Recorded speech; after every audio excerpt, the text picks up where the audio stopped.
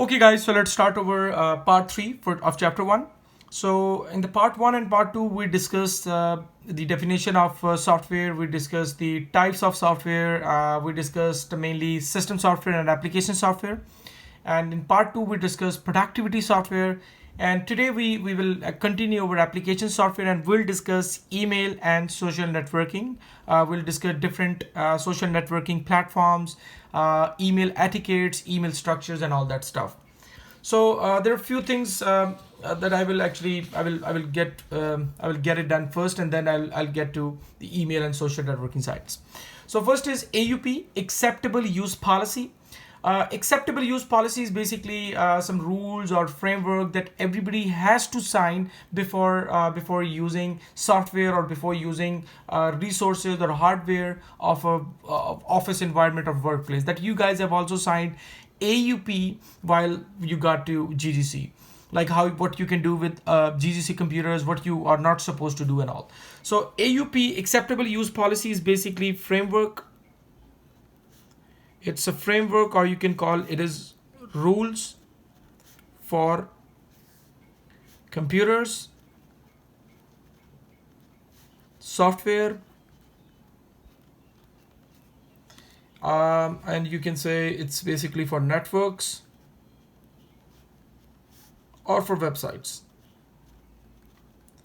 And it defines what you can do or what you cannot do while using the organizational resources. That is called acceptable use policies. Then EMS, implies monitoring system. It is another software to monitor the employees' activities in a workplace while using the organizational resources. So EMS is basically a software that tracks and records the use of hardware or network in a workplace.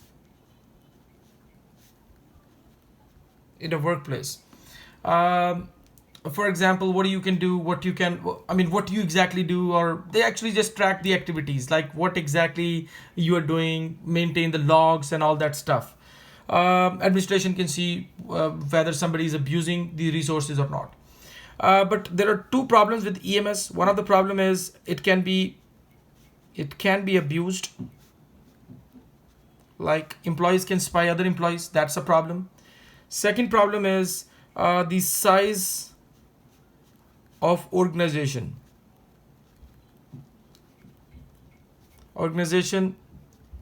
makes it impractical. So make it impractical. Impractical. The reason is that, for example, if you see, let's say, for example, at GGC we might have 13,000 accounts, like 13,000 students, and if you add faculty, it might be 14,000 or 15,000.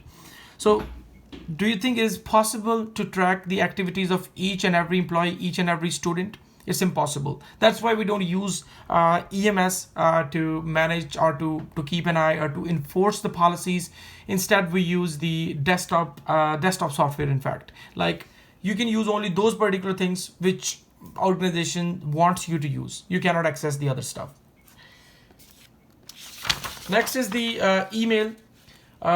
Email, electronic mail is a full form. Email is the most effective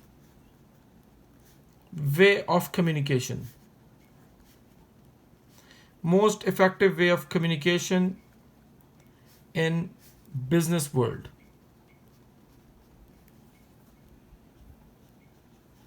So in business world, it is the most widely used tool as well. Like most of the people, they actually use they actually send communicate over email rather than sending the surface mail or postal mails. Since in the email your facial expressions are not visible, so it is very important to have a formal structure of an email to avoid confusions and all that. So typically email has mainly four components. One is subject, citation, body, and closing remarks. Subject is basically the most important part of email. most important part of email that ensures whether email is going to going to going to be read or not, and it should be crisp and concise, to the point. Should be to the point, whatever you want to say. So it should be to the point. Like there should be no you can say like for example, email should be like, for example, your email is about you cannot make to the class, you cannot attend the class because of you're not feeling well or something like that. So email could be excused from today's class, something like that. So it should be to the point. And for example, if the subject is vague, it's not to the point, so sometimes people they actually ignore that email. Citation is basically tone of email. Tone of email. For example, dear, respected, or dear Mr. This, respected sir, and all that. Body is basically where you can actually put your detailed issue. Then closing remarks. Closing is basically your expectation. Like some people they write thanks in anticipation. Like it's basically action that you expect. Like for example, looking for your kind response or something like that, followed by best regards or kind regards, whatever you like to do.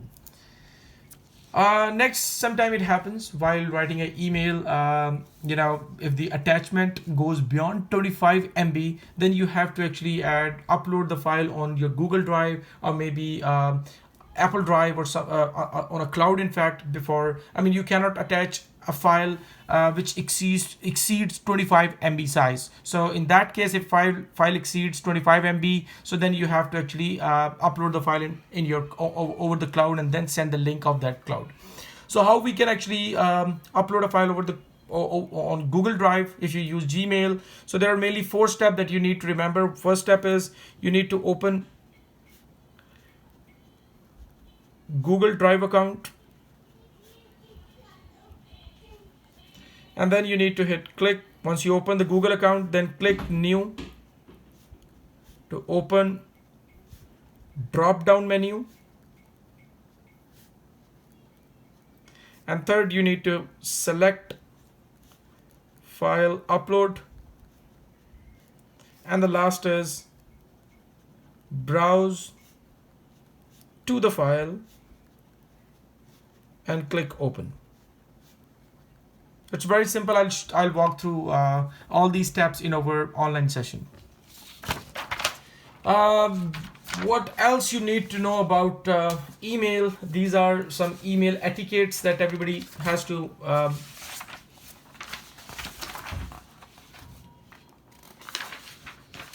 compliance with. So these are some 6 email etiquettes. While writing email, you need to actually maintain all these etiquettes. Otherwise, people can actually take your email offensive sometimes. So number 1, the first point is it's basically maintain the high level of formality. High level of formality, especially in your initial contacts. So just maintain the highest level of formality, like be courteous while writing emails. Next, don't use short forms or shortcuts. For example, like LOL, something like that. So you have to be very careful about it. Don't use short form shortcuts. Don't put emotional stuff in email. Number 3 is only open emails of people you know, or you are expecting an email from somebody. Okay, because malware can be integrated with emails.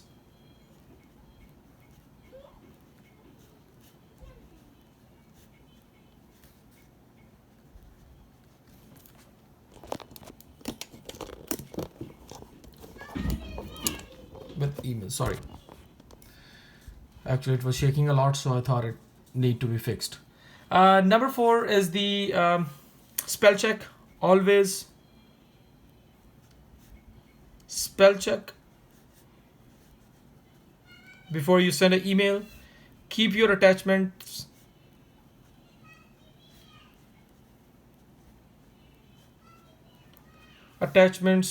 small as possible. Negative news should be conveyed face to face, F2F, face to face, rather than sending because I mean people can take negative news more offensive if those are not written in a proper format. So these are the 6 main email etiquettes that you need to remember. For it's very important from quiz point of view. High level of formality, especially initial contact. Don't use short forms, shortcuts. Don't put emotional stuffs. Only open email the people you know, because malware can be integrated, can be attached with emails. Always spell check before you send email. Keep your attachment small. Negative news should be conveyed face to face. Now, email services can be of 2 types. It could be cloud-based, like Hotmail, Gmail, your Clawmail, or it could be Outlook as well. Outlook is basically where you can download emails on your local computer. So with the cloud-based email, all you need to have is you can actually can be accessed from any device connected with internet.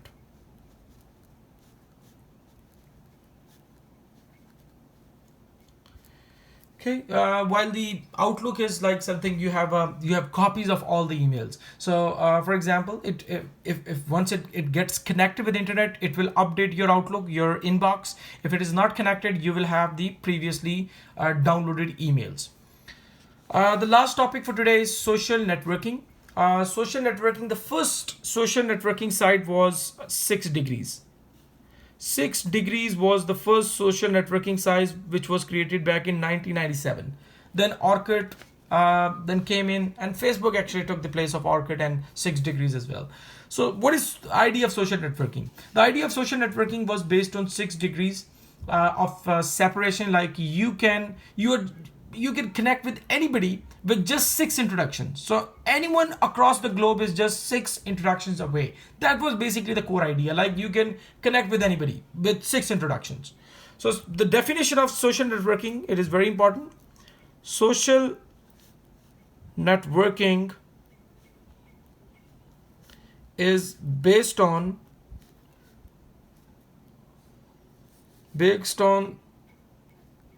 separation. It's 6 degrees separation concept, which means you can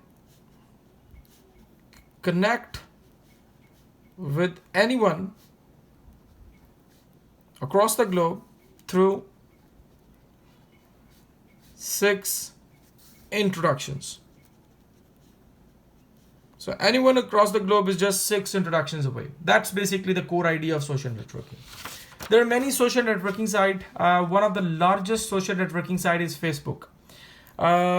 They have more than 1.5 billion active users across the globe. Facebook, the largest social networking site. So in order to actually join Facebook, you need to create a Facebook profile. Once you create a Facebook profile, what you can do is, and what is basic, you can actually see some other profile. You can actually, you can access the resources, or you can say things available on Facebook. Facebook profile is basically a collection of photos, stories, experiences, and videos. That's basically what the Facebook profile is. Anybody can actually create a profile and they can put all these stuff. Other than that, Facebook page, it is also a very commonly used term. Facebook page is basically, it's kind of a website. It's kind of a website. You will get a free URL, and with the Facebook, of course, name first. But again, it's like, just imagine, if you have your Facebook account, you are more visible than rather than creating a website. Okay, because Facebook is already in use with 1.5 billion users, and if you have more friends on Facebook, automatically you can ask them to like your page, so they can actually become the fan of your web page, and they can see your updates on websites. And people, they actually do the businesses on Facebook pages nowadays. Problem of the Facebook, one of the biggest problem is cyber stalking. Cyber stalking is the biggest problem of Facebook. People can stalk you. Other than that, nothing is private on Facebook. People can actually spy you. Private on FB. People can actually see wherever you are going, and then thieves can also, they can keep an eye on your Facebook profile. For example, if you go on vacations, they can see you are on vacation, nobody's at home. Okay, something like that. These are the problems of Facebook. Then Snapchat, I believe everybody's well familiar with Snapchat. It is basically video and photo sharing application, a web app in fact, where videos, they actually last for 10 seconds. Okay, then it will add another snap, and you can extend the snaps, and you can send the snaps to other people. Another very important thing to note down here is Snapchat's, like, people, they believe the videos on the Snapchat, they cannot be downloaded, but that's not the case. There are many software through which Snapchats can be downloaded.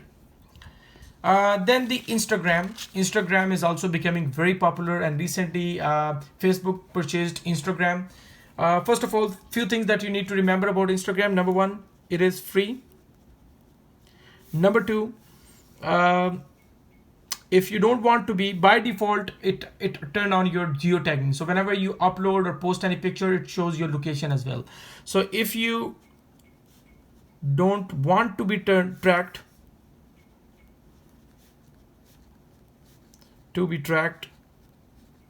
then turn off geotagging.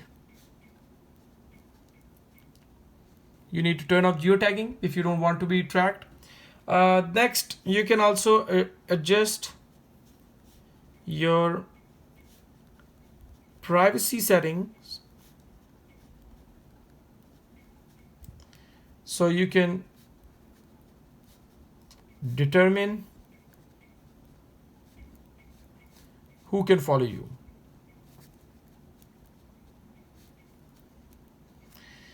It is easy to integrate with Facebook and Foursquare. So these are other two social networking sites. It's easy to integrate with them. And if you specify a location, with your photos,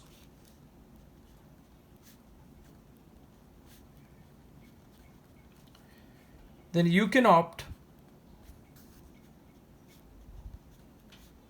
Instagram. You can opt to have Instagram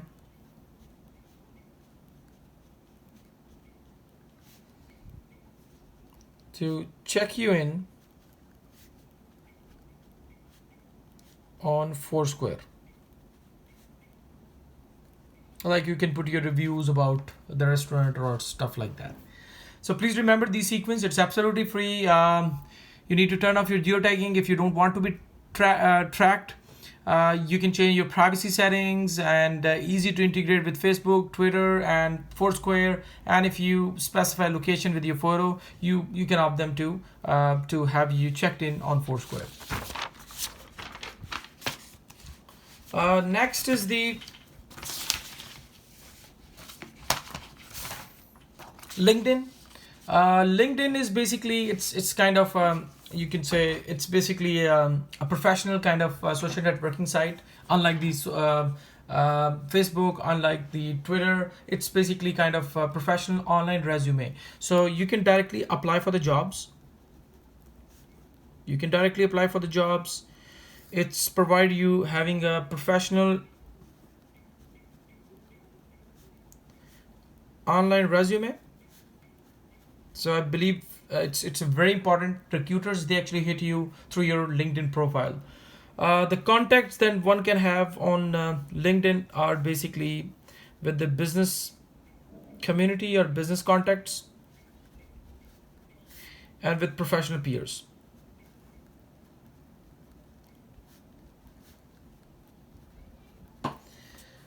Next is the Twitter.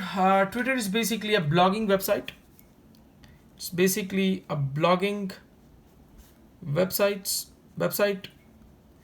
where blogs are called. These blogs are called tweets. Okay. The size or the length of the tweet is up to 280 characters.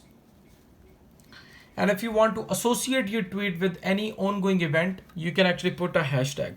So with a hashtag, you can associate your tweet with any ongoing event. You can categorize it. Twitter recommends 2 hashtags per tweet. So per tweet, if you put 2 hashtags, that's it. It will make more categorization. It will make more sense. In fact, last is the WhatsApp. I believe some of you guys might heard about WhatsApp. WhatsApp is basically by using it's initially it was just a messaging application, but with WhatsApp you can actually send unlimited messages,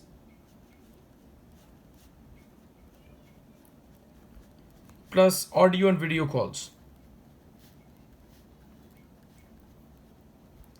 Again, WhatsApp is also owned by Facebook. There are many ethical concerns of these social networking site. For example, whenever you search anything on Google or Facebook, you know what happens? They actually sell your information to advertisement companies. And that is why, for example, if you search something on Google, and then if you start watching YouTube, you will start getting the same advertisement. Why? Because they share their database with each other. They sell your information to other. So whenever you search anything on Google or Facebook or any social networking site, you're basically leaving your footprints. So that's basically one of the ethical concern of these social networking sites. In some countries, they don't allow these companies to actually gather the information about their citizen. In fact, so that's it about chapter number 1. We'll discuss chapter number 1 in our class, and if you have any question, then please bring it up.